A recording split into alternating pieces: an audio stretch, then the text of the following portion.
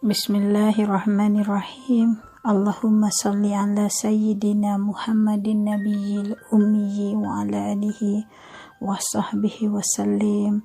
Assalamualaikum warahmatullahi wabarakatuh. Saya Nurai Zanzi yang akan terus memberi tanpa nanti, tanpa tapi dan tanpa henti.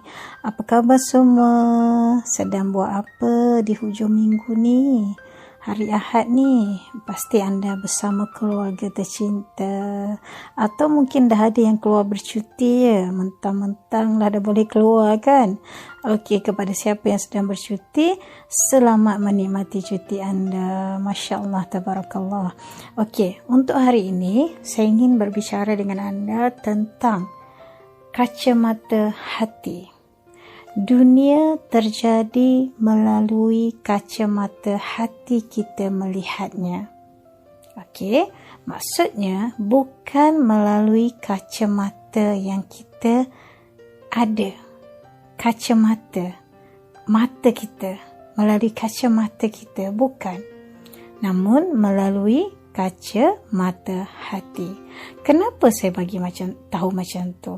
Sebab kalaulah betul kita lihat sesuatu tu melalui kacamata, pastilah setiap orang mempunyai pendapat yang sama.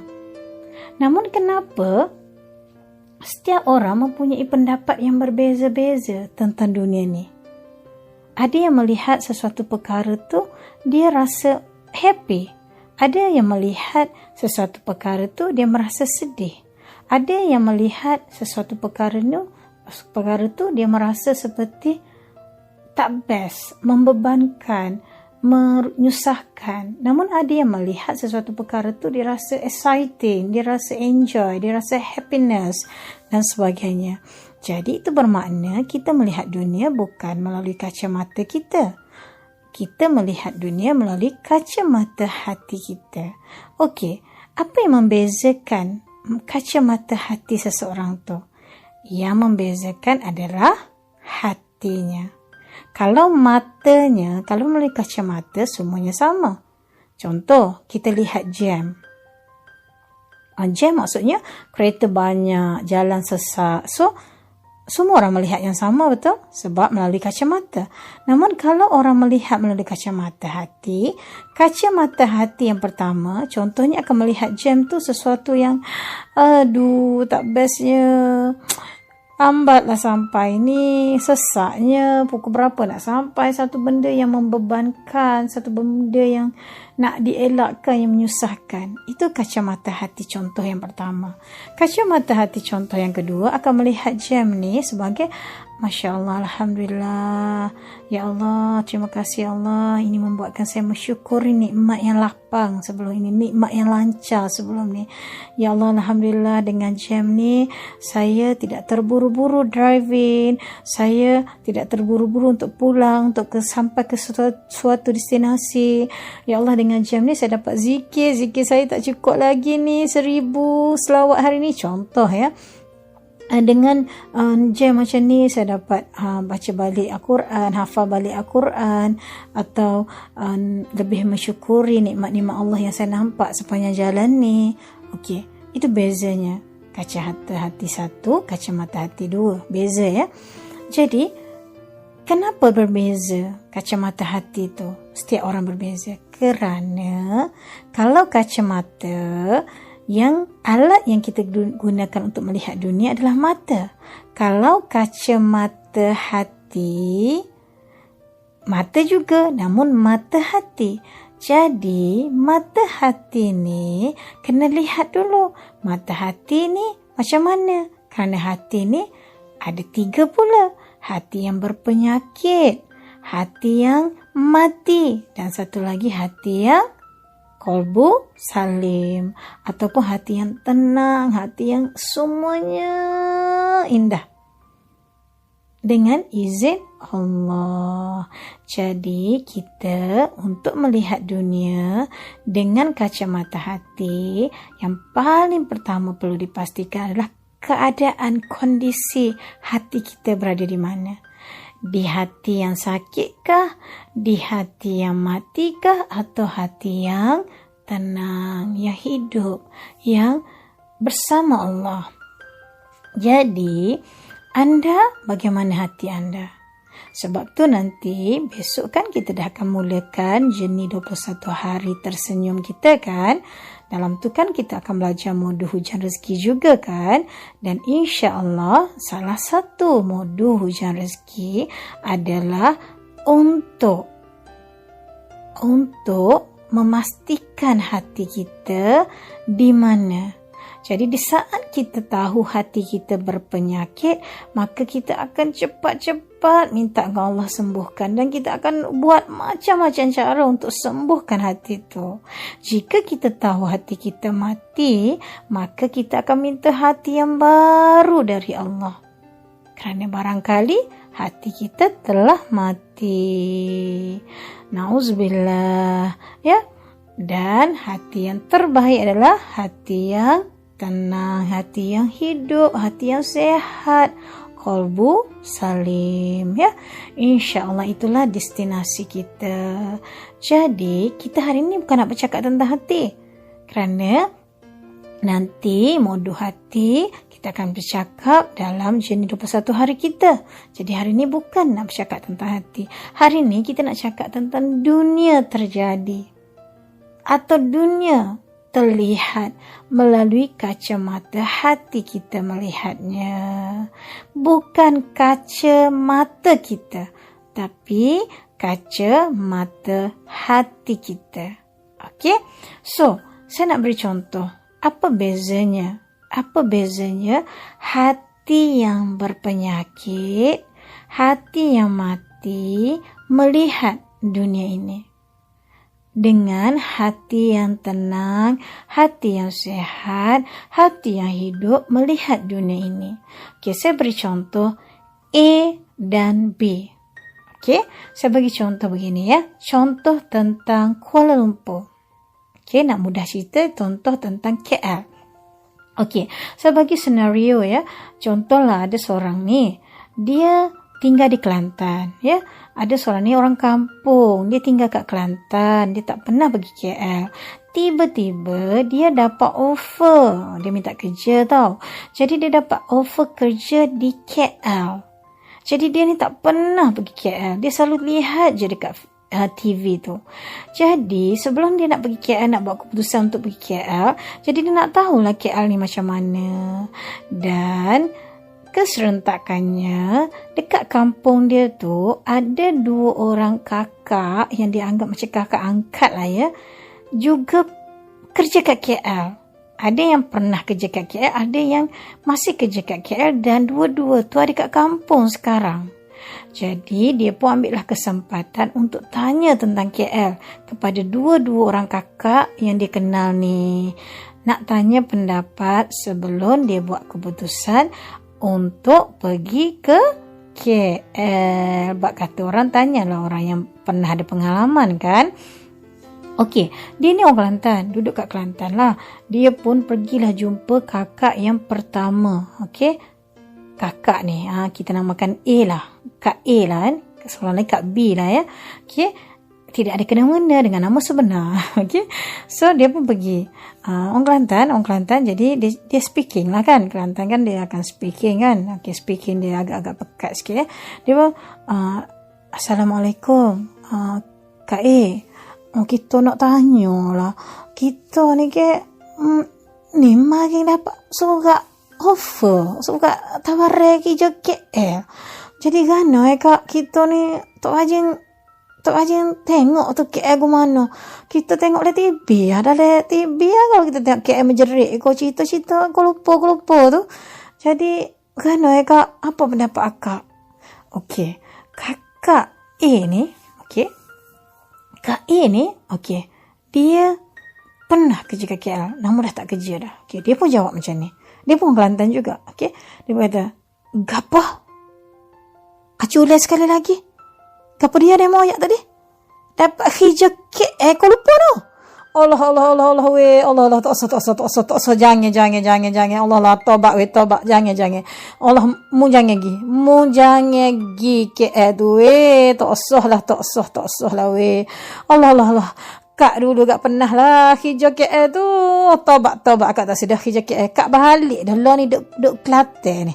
Allah tak usah lagi kau lupa tu dek. Tak usah lah. Bapa kak. Allah dek.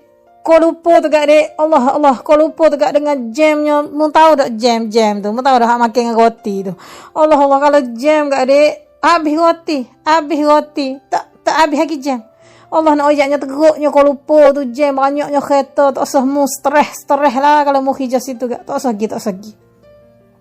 KL tu kak, kalau ya banjir kilak kak, terapung apa komong terapung juga. Osok pergi kau lupa menyesal lah weh kau lupa kak. Patu kak nak ayaknya kau lupa tu kak, weh banyaknya jenayah. Allah ragu sana ragu sini mung tu retina tu juk jalan bawa beg kak habis kena ragu dengan mak motor tu. Allah lah jenayah sana jenayah sini mung akan nyesal mung tak sah lah hijau Kuala Lumpur. Itu kata kakak adik ni pula jadi macam iya kakak. Allah gitu kok. Tak apalah kak, kita balik dululah. Dia pun mudahlah berubah hatinya untuk kerja kat KL tu. Tiba-tiba dia terserempak dengan Kak B. Dek, nak gimana dek? Kak B main mana ni? Oh, Kak B ni balik tengok ayah mak lah. Balik kapal lah, jalan biasa lah cuti ni. PKP habis dah ke? Boleh retah negeri kak, kita balik lah weh. Oh, nak gimana ni? Kak, kita nak tanya lah kak. Tanya ke apa dek? Kak, kita ni magang dapat offer hijau Kuala kak. Jadi kita tak tahu lah gana kak nak pergi kodok. Kak B pun terus cakap macam ni. Apa? Dapat hijau Kuala Lumpur? Dapat dah lah. Allah, alhamdulillah ya Allah, alhamdulillah dek. Allah moleknya dek, gila hijrah lah dek. Rasulullah bapa hijrah dek. Allah gila dek, gila hijau Kuala Lumpur tu dek. Allah lah Kuala Lumpur enggak dek. Allah pada Kak B kak. Sukalah Kak B dek Kuala Lumpur. Kak B ni lagi dek belajar universiti lagi Kuala Lumpur. Patu hijau Kuala Lumpur. Siapa Kak B berhenti hijau Kak B nego Kuala Lumpur. Siapa Kak B lah ni jadi alhamdulillah juta aware dek. Adik tahu ke? Allah Kak B nak ayaknya jumpa tu lelaki Kak B tu hak soleh, hak handsome tu, hak Allah hak baik tu kak. Kuala Lumpur dek. Kuala Lumpur kat dia. Allah Kak B siapa beranak pinak lah orang kata. Allah sukanya Kak B dek. Kak B rasa Kuala Lumpur ni dah negeri kedua Kak B dah. Saya pada Kelantan ni suka lah Kak B. Gidek rezeki Allah tu. Kuala Lumpur ni dek bukan hanya tempat hijau. Kita nak cari rezeki, nak jemput rezeki dengan berniaga pun boleh dek. Kalau lagi mulai kalau adik nego nanti adik join kau tu apa nama seminar nego tak nego selling without selling tu adik tahu tak selling without selling dalam bahasa Kelantan kan nego tak nego kus dia comel-comel tu lah kus Z tu akak baku betul dah. Jadi adik gidek adik boleh kerja sambil nego adik adik boleh jadi Allah dropship stocking apa-apa lah adik gidek adik tu pula macam tengah dia Kak B, tapi biasalah kan cerita drama Melayu kan. Tapi kemudian sambung kan. Tapi Kak B, tapi gapo dek? Kita dengar ke kata Kuala Lumpur tu jam Kak B. Memang lah dek, mana-mana pun jam bakal ni. Allah adik carilah rumah hak dekat dengan tempat hijau. Hak adik boleh jalan kaki. Hak boleh naik apa tu pengangkut TAW tu. Hak orang kata naik LRT ko apa tu bukan Star Wars dek. Star LRT gapo monorail ko lo macam-macam dek. Adik jalan kaki kau cari rumah dekat lah. Naik kereta kalau wifi hawa memang lah jam. Kat jam pun bukan umum bukan lama pun. Tak ada gapo lah dek. Iya kakak. Tapi kakak orang kata Kuala Lumpur tu banjir gila kak. Mana ada. Kak Abi duduk lama dah situ tak raja lagi. Kak Abi kena banjir gila ada lah. Cuma mungkin ada tempat-tempat tertentu. Adik janganlah duduk tempat-tempat gitu. Ya Kak B, tapi orang kata jenayah banyak sana kak. Alah dek, mana-mana jenayah ni ada dek. Molek-molek lah dek, janganlah tubik malek-malek. Tubik bunga saing, bawa beg molek-molek, duit jangan bawa banyak. Allah lah, insya-Allah lah Allah ke ada. Allah jaga kita dek. Kita hati-hatilah duk mana pun. Gi lah dek, kau lupa ni molek benar. Nah gi lah dek. Gi kak habis adik cadek ke sajih ke adik ni, gi lah. Dah gi dek dah, gi dah. Dan adik tu pun terus, gana ni, Kak A kata gini, Kak B kata gini. Okey, itulah ceritanya. Jadi ceritanya, adik-adik tu pergi ke tidak KL? Kita akan bersambung di rakaman seterusnya ya. Cerita dia pergi atau tidak KL. Yang saya nak sampaikan di sini adalah, Kuala Lumpur berubah ke? Kuala Lumpur sama aja. Kuala Lumpur takkan ikut apa yang A cakap. Kuala Lumpur takkan ikut apa yang B cakap. Kuala Lumpur tetap Kuala Lumpur. KL tetap KL. Sama je. Tetap KL. Macam mana pun anda melihat KL, macam mana pun anda bersangka buruk atau bersangka baik dengan KL, KL tetap KL. Yang menentukan adalah kacamata hati. Barangkali kacamata hati A, kenapa dia macam tu? Sebab dia ada trauma dengan KL. Hatinya tersakiti. Hatinya barangkali dah mati dengan Kuala Lumpur, kejadian yang berlaku padanya. Dan maka dia melihat Kuala Lumpur itu serba buruk. Namun Kak B tu, kacamata hatinya sehat. Dan tidak pernah tersakiti. Atau mungkin pernah tersakiti, mungkin pernah ada trauma, namun kerana kacamata hatinya sehat. Mungkin kacamata hatinya sakit. Maka tak kira lah kalau tanya KL pun mungkin buruk baginya. Kalau tanya Pulau Pinang pun mungkin buruk baginya. Kalau tanya Perlis, Kedah, semualah negara-negara mana pun kita tanya mungkin buruk baginya. Namun kalau Kak B ni tanyalah negara mana pun mungkin baik baginya. Jadi dunia terjadi, dunia terlihat. Kita melihat dunia dari kacamata hati kita, bukan kacamata kita. Kita tak mampu mengubah dunia, namun kita mampu mengubah dunia di dalam hati kita melalui kacamata hati kita, sehingga kita melihat semua indah. Sama contoh Kampung Baru. Saya pernah tanya orang, apa pendapat orang tentang Kampung Baru. Ada yang cakap, tak nak lah pergi Kampung Baru, sesak sangat lah, ramai sangat lah, crowded lah situ. Cuba tanya Coach Nia Kampung Baru. Mesti dia kata, Kampung Baru, aduh Nia rindu sekali, aduh enak sekali makanannya di sana, Nia mau di situ, Nia mau tinggal di tamu, di hotel tamu, Nia mau jalan-jalan di Kampung Baru, Nia mau makan nasi lemak wak manjo, Nia mau makan nasi itu, Nia mau pergi makan ikan singgih, Nia mau makan itu, Nia mau makan ini, Nia mau pergi makan yang best-best tu, Nia mau makan minum air mangga itu, Nia mau itu, mau ini. Kampung Baru tu enak sekali, Nia rindu Kampung Baru. Itu Nia. Coba tanya Coach Nia Kampung Baru, kacamata hati dia tentang Kampung Baru. Best semuanya. Sampai orang yang tak pernah pergi Kampung Baru, orang yang tinggal kat Kampung Baru tu pun macam tak percaya je Kampung Baru secantik tu, seindah tu. Namun bila kita tanya orang yang kacamata hatinya melihat Kampung Baru tu tak best, maka Kampung Baru tu jadi tak best lah. Jadi tak ada kena-mengenanya dengan Kampung Baru tu. Jadi yang menentukan sesuatu best atau tidak adalah kacamata hati kita. Dan yang menentukan pandangan itu juga adalah hati kita. Jadi bukan kacamata kita yang perlu kita baiki, namun yang perlu kita baiki adalah kacamata hati kita. Jadi untuk anda tanya pendapat tentang suatu perkara adalah penting pada siapa yang anda tanya.